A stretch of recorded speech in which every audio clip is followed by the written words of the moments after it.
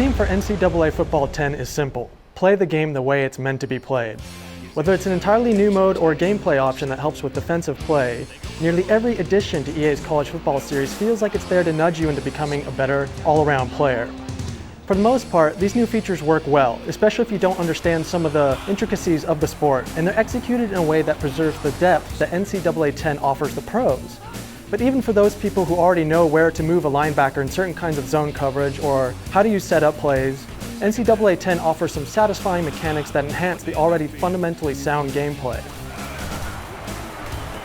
Quick throw in the end zone, touchdown. The tight end does a nice job coming down with that touchdown catch. He certainly did, Brett. Perhaps the biggest indicator of NCAA football's drive to reward good play is in the season Showdown mode that functions as both a self-contained mode as well as a feature you can turn on in other modes such as the Dynasty.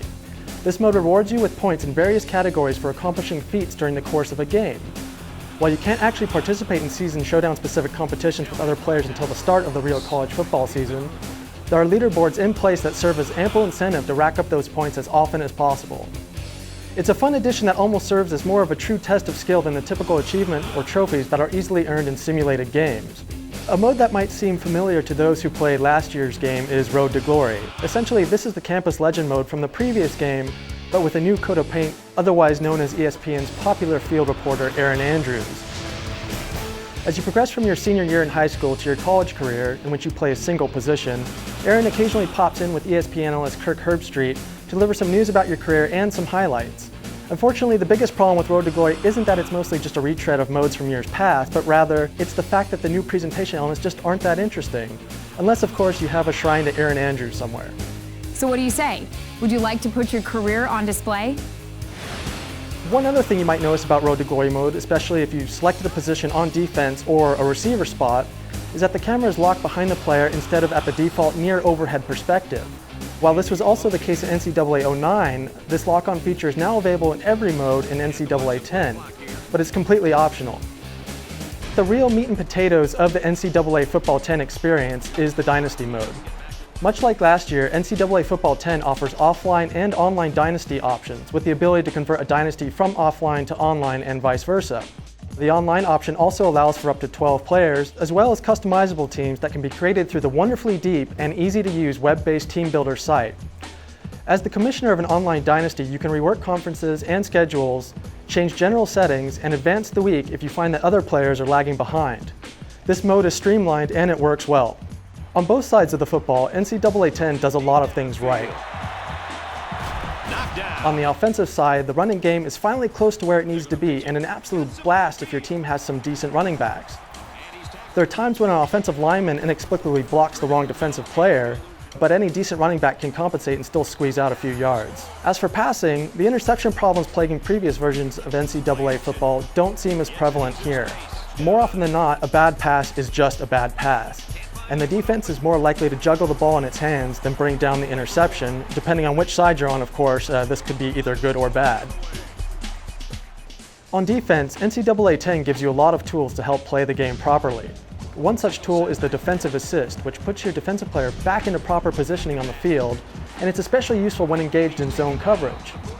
Normally, this kind of option might seem like a cheat, but it's more of a tool to help those players who aren't comfortable taking the reins of a defensive back or a linebacker and would otherwise avoid playing defense at all costs. This is similar to another defensive feature where you key in on a specific player on the offense that's been giving you some problems. Of course, veterans will already know how to compensate for these kinds of things, so these features are mostly here as a means for getting everyone else up to speed and teaching them how to play defense correctly. But of course, defense still has one glaring issue with its AI. At certain points, defensive players seem to just stand around a bit too much and not pursue the quarterback when the situation obviously calls for it.